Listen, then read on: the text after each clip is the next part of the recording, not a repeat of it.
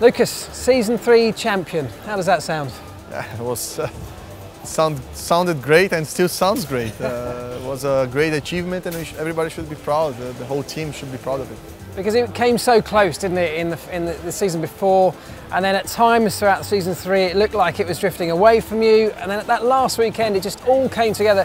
And I guess from your point of view, you never gave up hope, did you? Yeah, that's true. 2 years we lost the championship because we've been disqualified from winning races. People don't realize that we won with the biggest margin yet in Formula E history. And even if you don't count New York, we still won the championship by 2 points. Some races very difficult. We never give up. That's how we stand. That's our mentality. And in the end, we had actually even more margin than expected. I mean, that last weekend, everything went well. Do you think it was a championship decided on fewer mistakes or a more, higher performance level? Every championship is a combination of how much risk you take and how much mistakes you do as a team, not only as a driver. We had one weekend which the team did a huge mistake, I did a mistake. Actually, we did a lot of mistakes, but everything happened in Paris, which we scored 0 points. But apart from that, everything worked flawlessly.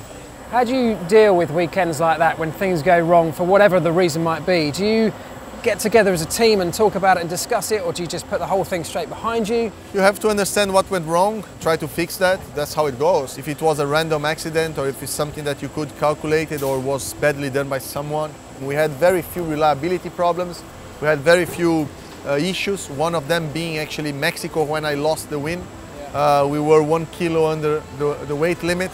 Exactly what happens to Seb in race 1 happened to us in Mexico, but from winning a race, which actually hurts much more. Yeah, we learn from our mistakes and we move forward. You've been an incredible ambassador for Formula E since the very beginning. So to tick that box and become champion, you then went on a huge media tour, didn't you, to celebrate it? And that was good for you, but also for the sport. Formula E suddenly matured. We have 9 manufacturers signed, which is more than any other racing series in the planet, including Formula 1. On the Formula E side, on the championship side, I was not only an ambassador, I was the 3rd or 4th employee of the company. And for me, electric cars at that time was 2012. Very few people, apart from Elon Musk, talked about it. But for me, it was very clear that that would be the future and motorsport should follow that. At that time, people laughed. Some of the drivers here that are racing today, they said, no, I'll never drive that. That's not motorsport. And now they are all testing here, trying to find a seat. They're queuing up, they're doing shootouts. They're trying to find a seat because Formula E became today the 2nd most important series in the world. It's an exciting time for sure, and this season, looking ahead now to season 4, you've got that championship under your name, you've got a target, I guess, on your back. Everybody wants to take it from you. How are things looking? You've obviously done a bunch of testing before we get here in Valencia. How are things looking with the team? So, as you can see, our livery changed. We are now an Audi factory team, which changes a lot. So we're going through a transition phase. We are in a much stronger position right now to fight with another manufacturer like Renault than we were any of the other 3 years. That does not mean by having more resources and having Audi behind that we're going to have an easier time. In motorsport or in any sport, the beauty is you're only as good as you're better than your opponents. So it doesn't matter how much you improved.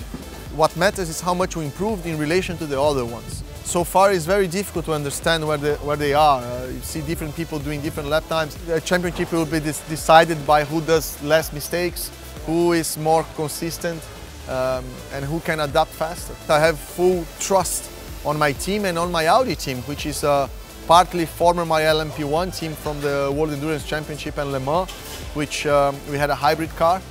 So a lot of the hybrid people came to this project. So I think we are in a good position to say that we've done our homework, but Formula E is totally unpredictable. Well, we'll see when we get to Hong Kong, but it's an exciting time ahead. I can't wait. Wish you the best of luck. Thank you very much. Hey guys, I'm Daniel Abt and I really hope you enjoyed this video. So give it a thumbs up, comment below, and make sure to subscribe to not miss out on any other video. And if you'd like to see more of myself, you can also subscribe to my channel. See you.